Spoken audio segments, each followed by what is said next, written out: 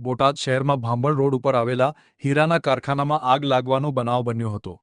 આકરી ગરમી વચ્ચે લાગેલી આગ બાદ ફાયર વિભાગને જાણ કરવામાં આવી હતી.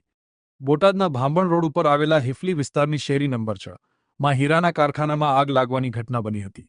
તુષારભાઈ લોડલિયાના કારખાનામાં ગેસ સિલિન્ડર લીકેજ થવાને પગલે આગ લાગી હોવાનું પ્રાથમિક જાણવા મળ્યું છે. જો કે ફાયર વિભાગ દ્વારા આગ બુઝાવી દેવામાં આવી હતી. બનાવમાં કોઈ જાનહાનિ થવા પામી નથી.